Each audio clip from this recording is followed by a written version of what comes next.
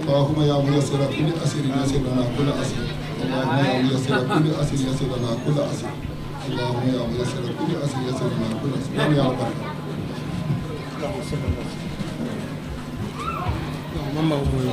Ouais. Bonsoir. Ñu ngi nuyu ñëpp di wax ne ñu ngi pare démarrer point de presse bi di wax ne d'abord ñu ngi présenter jotaay bi ñu fi toog muy suñu chef du village Grand Jaraaf Babou Samb conseiller auprès du gouverneur de Dakar mu ngi fi présent. Le président Souleymane Samb président du conseil des notables les frères de Ngor mu ngi nii toog à sa droite. Mamadou Ndiaye nekk aussi un notable nekk kilifa dëgg bu ñu toog à ma gauche di wax ne aussi monsieur Amadou Gueye le maire sortant ancien maire de Ngor bu ñu toog opérateur économique. ñu ngi wax ne aussi il y a les imams sont représentés. Il y a Ousmane Samb qui est là aussi représente les imams. Il y a Mamadou Samb Ndiaw le président des conflits au niveau du conseil des notables les frères. Il y a Anne Gueye qui représente les femmes. Il y a aussi Makan Ndiaye, membre. Je suis aussi, moi je me présente, je m'appelle Djibril Samba. Je suis le secrétaire général du conseil des notables des frères de Ngor. Voilà. Donc je dis aussi Youngifi. Il y a, comment dirais-je, Salou Diop qui est là, aussi qui représente la jeunesse. Donc, nous avons un point de presse, nous avons mais pas dans la précipitation. Mais il y a une version française, il y a aussi une version à Wolof. Donc pour commencer, nous prions notre grand chef du village, Grand Jaraaf, conseiller auprès du gouverneur de Dakar, nous tambali les couvertures conférence. J'ai oublié aussi Mamadou Mbeng, il fait partie du staff de Grand Jaraaf de Dakar, de Ngor plutôt, autant pour moi. Donc je vous remercie. Il règle le journaliste. Vous êtes paré ngeen wax yu démarrer. Merci beaucoup. Alassane Gueye est là aussi à ma gauche. Il y a Karim Dia aussi opérateur économique. Lii moo tax kenn du lim ku lim jóom. Voilà, merci beaucoup. Public bi aussi ñu ngi remercier ñëpp. Voilà, merci. Su ngeen paree ngeen wax ñu. C'est le Grand Jaraaf. Après dañuy commencer version française wala wolof la ñu jëkk. Wolof la ñu jëkkee. OK. Ah non, il faut moom ñaar parce que ñaar télévision. Ouais. Waaye si wax yow nga wax français mu jeex. Non non, mais point de presse bu am français wolof. Waaw jël français bi. Dina am ñaari. Non, ça dépend yéen. OK. OK.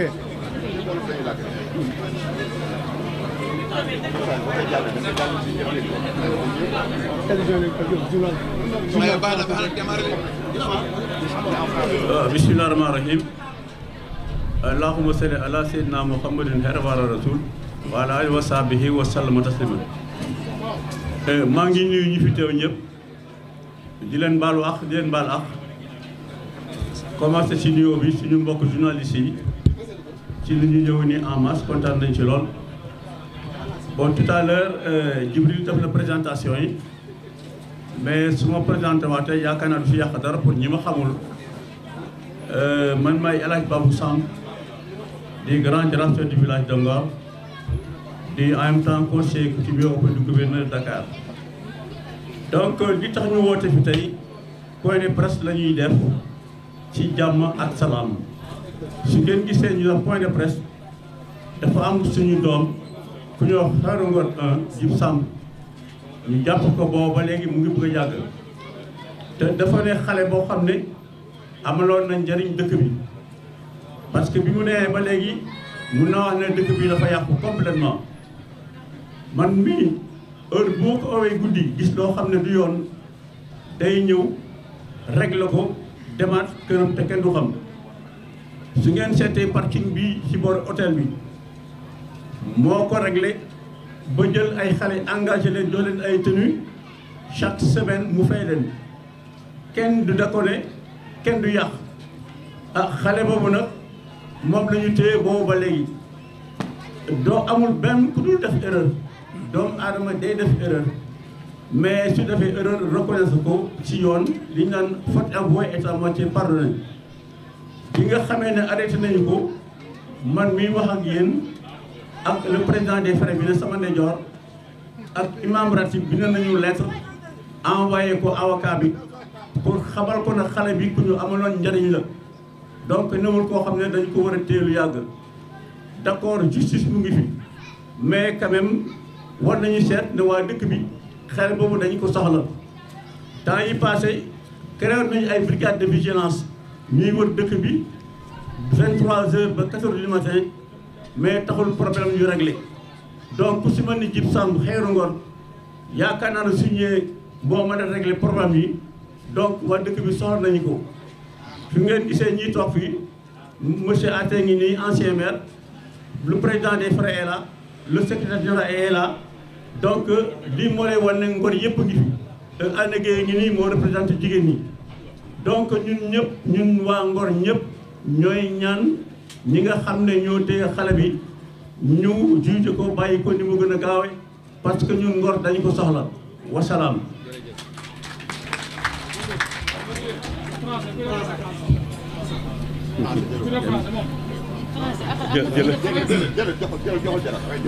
Bon, alors pour ceux qui ne me connaissent pas, je me présente. Je m'appelle El Hadj Babou Samb, Grand Jaraaf, chef du village de Ngor, en même temps conseiller coutumier auprès du gouverneur de la région de Dakar. Bon, si nous sommes réunis aujourd'hui, je peux dire que tout Ngor est là. Le président des frères est à ma droite, Anna Gueye représentant les femmes. À ma gauche, Djibril Samb, secrétaire général. Monsieur Amadou Gueye Aty, ancien maire. Donc je peux dire que tout Ngor est là. Donc si nous sommes là, c'est pour une certaine cause. Parce qu'il y a un de nos enfants, Xeeru Ngor, Djib Samb, qui a été arrêté il y a quelques mois de cela.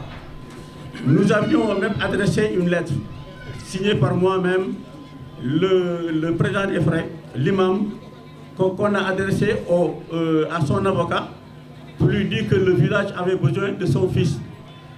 Donc, si vous vous rappelez bien, ce qu'on appelle le parking, il avait organisé des enfants, ils avaient détenu, ils s'occupaient de la sécurité du village et chaque semaine, ils étaient payés.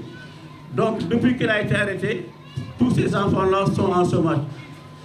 Entre-temps, on a créé des brigades de vigilance qui devaient sillonner le village de 23h à 6h du matin. Mais cela n'a pas donné les résultats que nous attendions. Donc, ceci montre que Djib Samb est indispensable. La population de Ngor a besoin de lui. Nous demandons à l'État de le juger le plus rapidement possible et de le libérer. Je vous remercie.